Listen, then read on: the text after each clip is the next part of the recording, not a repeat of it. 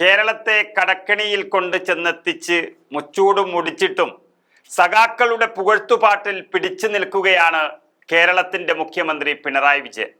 ഇപ്പോഴിതാ ആ മുഖ്യമന്ത്രിക്ക് വേണ്ടി വീണ്ടും 40 ലക്ഷം മുടക്കുകയാണ് സർക്കാർ സംഘടനകൾ. 3 നേരവും ആഹാരം കഴിക്കാനുള്ള ഒരു ശമ്പളം കിട്ടാത്തത് കൊണ്ട് ആശാവർക്കർമാർ പട്ടിണി കിടക്കുമ്പോൾ അതിന് തൊട്ടുപിറകിൽ സെക്രട്ടേറിയറ്റിൽ തന്നെയാണ് പിണറായി വിജയന് ഡോക്യുമെന്ററി തയ്യാറാകുന്നത്.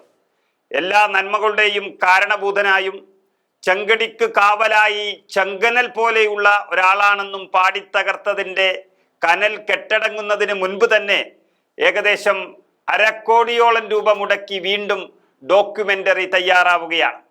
മുഖ്യമന്ത്രിയെ പ്രകീർത്തിച്ച് സർക്കാർ വാർഷികത്തിൽ ഡോക്യുമെന്ററി നിർമ്മിക്കാൻ കേരള സെക്രട്ടേറിയറ്റ് എംപ്ലോയീസ് അസോസിയേഷനാണ് ലക്ഷങ്ങൾ പൊടിപൊടിക്കുന്നത്. അതിനെതിരെ അവരുടെ സംഘടനയ്ക്കുള്ളിൽ തന്നെ വിമർശനം ശക്തമായതോടെയാണ് ഒരു പൊട്ടിത്തെറിയുടെ വക്കിൽ ഉദ്യോഗസ്ഥ വൃന്ദങ്ങൾ എത്തി നിൽക്കുന്നത്. ഡോക്യുമെന്ററിക്കും ഗാനമേളയ്ക്കുമായി 40 ലക്ഷത്തോളം രൂപയാണ് ചെലവിടാൻ പോകുന്നത്.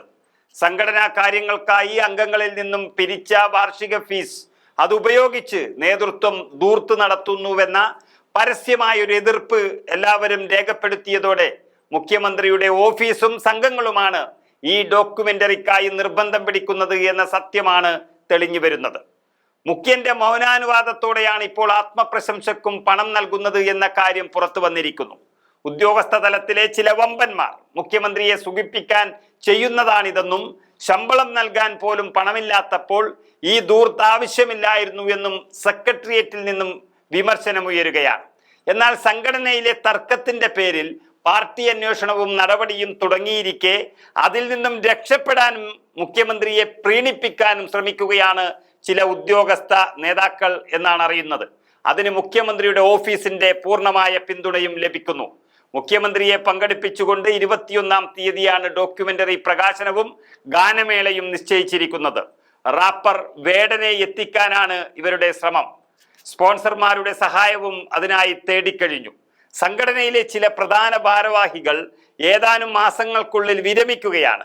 അങ്ങനെ വിരമിച്ച ശേഷം സർക്കാരിന്റെ ഭാഗമായി തന്നെ പുനർനിയമനം ലഭിക്കാനുള്ള ഒരു നീക്കമായും ഇത് പറയപ്പെടുന്നു. നമുക്കറിയാം, KM എബ്രഹാമിനെ പോലെയുള്ളവരെ വിരമിച്ച ശേഷവും മുഖ്യമന്ത്രി കൂടെ തന്നെ കുടിയിരുത്തുകയും കോടികൾ സമ്പാദിക്കാനുള്ള വഴിയൊരുക്കി കൊടുക്കുകയും ഒക്കെ ചെയ്തത് നമ്മൾ കണ്ടു. അതിപ്പോൾ കോടതി കയറിയിരിക്കുന്നു. ഡോക്യുമെന്ററിക്കായി അങ്ങനെ ഒരു 40 ലക്ഷം രൂപ ചെലവാക്കിയാൽ കുഴപ്പമില്ല എന്നുള്ളതാണ് ഇവർ ചിന്തിക്കുന്നത്. എന്നാൽ തങ്ങളുടെ ഇഷ്ടപ്രകാരമല്ല, മുഖ്യമന്ത്രിയുടെ ഓഫീസിൽ നിന്നു തന്നെ നിർദ്ദേശിച്ച പ്രകാരമാണ് ഈ ഡോക്യുമെന്ററി നിർമ്മിക്കുന്നതെന്നാണ് സംഘടനാ നേതൃത്വം വ്യക്തമാക്കുന്നത്. അതായത് മുഖ്യമന്ത്രിയുടെ വ്യക്തമായ അറിവോടെയാണ് ഈ പുകഴ്ത്തിപ്പാട്ട് വീണ്ടും നടക്കാൻ പോകുന്നത്. ഇതിനു മുൻപ് ഈ പുകഴ്ത്തിപ്പാട്ട് ഉദ്ഘാടനം ചെയ്യാനും അത് കേട്ട് അവിടെ നിന്ന് ചിരിക്കാനും കാത്തിരുന്ന ഒരേ ഒരു മുഖ്യമന്ത്രിയെ കേരളം കണ്ടിട്ടുള്ളൂ, അത് പിണറായി വിജയനാണ്. അതിനർത്ഥം കമ്മ്യൂണിസ്റ്റ് പാർട്ടിയിൽ നൂറ്റാണ്ടുകളായി കാണാതിരുന്ന ഒരു വ്യക്തി പൂജ ഇപ്പോൾ തുടങ്ങിയതും അത് തുടരെ നടത്തുന്നതും പിണറായി വിജയൻ എന്ന നേതാവാണെന്നും തെളിഞ്ഞു വരികയാണ്. അതിനാണ് ഇപ്പോഴത്തെ ഈ 40 ലക്ഷം രൂപ.